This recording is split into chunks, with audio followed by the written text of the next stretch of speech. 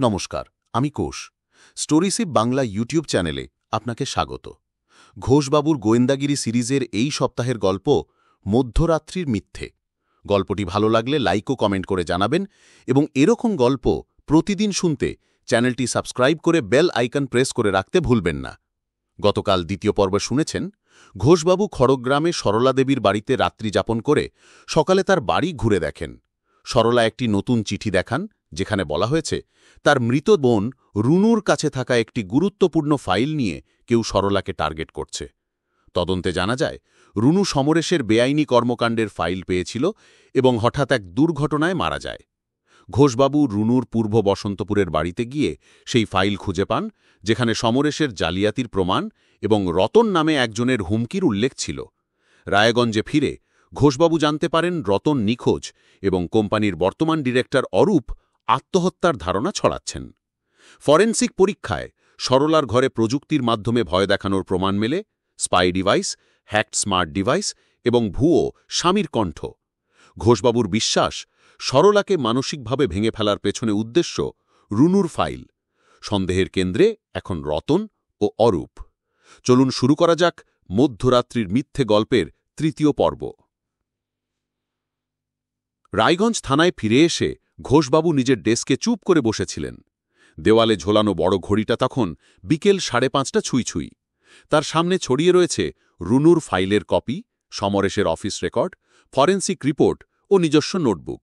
তার মুখে চিন্তার রেখা, কিন্তু চোখে এক ধরনের দৃঢ় সংকল্প।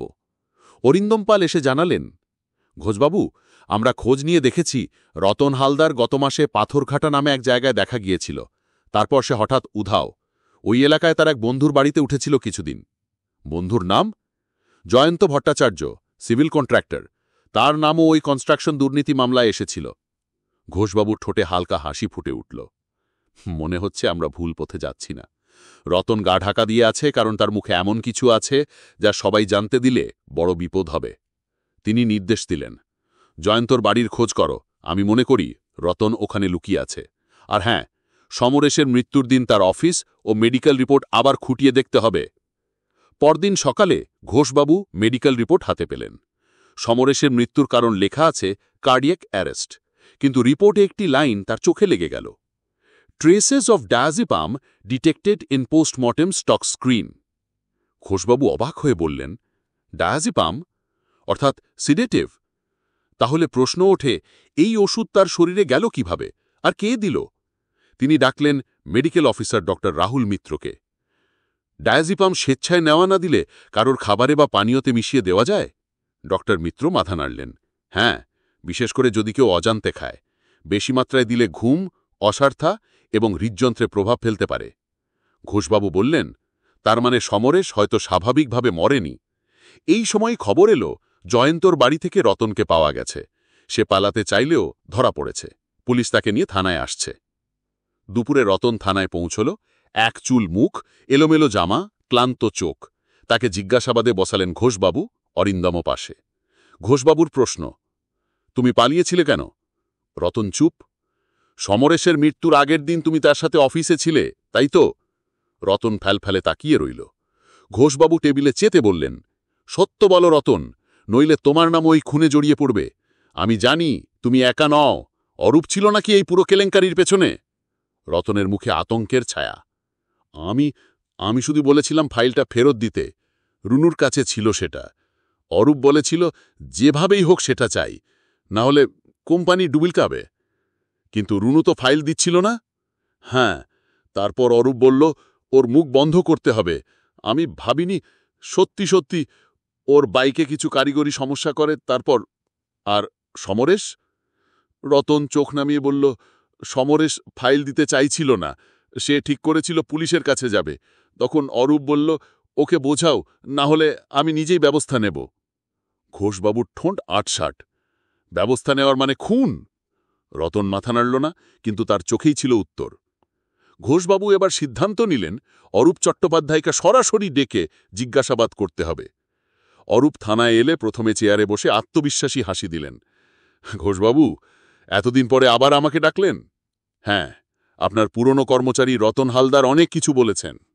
অরূপ চুপ। বিশেষ করে সমরেশের মৃত্যু নিয়ে। ঘোষবাবু, ও হার্ট অ্যাটাকে মারা গেছে, এটুকু তো রিপোর্টেই আছে। ঘোষবাবু শান্ত গলায় বললেন, তার শরীরে সিডেটিভ পাওয়া গেছে এবং মৃত্যুর আগে আপনি তাকে একটা মিটিংয়ে ডেকেছিলেন, যে মিটিং আপনি নিজেই অস্বীকার করেছিলেন। অরূপ কিছু বলার আগেই ঘোষবাবু টেবিলের ওপর একটি অডিও রেকর্ডের চালু করলেন, রতনের স্বীকারোক্তি। অরূপের মুখের হাসি মিলিয়ে গেল। আমি শুধু চেয়েছিলাম কোম্পানি বাঁচুক। সমরেশ বোকামি করছিল। মিডিয়া, পুলিশ একসাথে মিলে গেলে আমাদের সব শেষ হয়ে যেত। ঘোষবাবুর চোখে কড়া দৃষ্টি। তাই তুমি ওকে চিরতরে চুপ করিয়ে দিলে? আমি শুধু একটা ঘুমের ওষুধ খাওয়াইছিলাম। আমি ভাবিনি ওর হার্ট ফেল করবে। আমি ভেবেছিলাম ও ঘুমাবে আর আমি ফাইলটা নিয়ে চলে যাব। ঘোষবাবু এবার বললেন, আর সরলাকে ভয় দেখানোটা? অরূপ ঘামতে ঘামতে বলল, ওর স্বামীর চিঠি যাতে কাকতালীয়ভাবে প্রমাণ মনে হয়, তাই আমি ঘড়ির পেছনে স্পিকার বসিয়ে দিই, চিঠি লিখি, একজনকে দিয়ে তার বাড়ির নজরদারি করাই, যাতে সে পাগল মনে হয় অথবা নিজেই চুপ হয়ে যায়। ঘোষবাবু মাথা নিচু করলেন। ঘোষবাবুর গলা কঠিন। রুনুর পরিকল্পিত খুন, সমরেশের অনিচ্ছাকৃত হত্যার এবং একজন নারীর ওপর মানসিক নির্যাতনের অভিযোগ দায়ের হচ্ছে। অরিন্দম বললেন, শুরুতেই যদি সত্য বলতেন এত কিছু হতো না। ঘোষবাবু উঠে দাঁড়ালেন। রুনুর আত্মা নয়, সমরেশেরও আত্মা নয়, এটা ছিল অপরাধ যা ঢাকতে চেয়েছিল ভয় আর কুসংস্কার দিয়ে। কিন্তু সত্যকে কোনো ভয় ঢাকতে পারে না।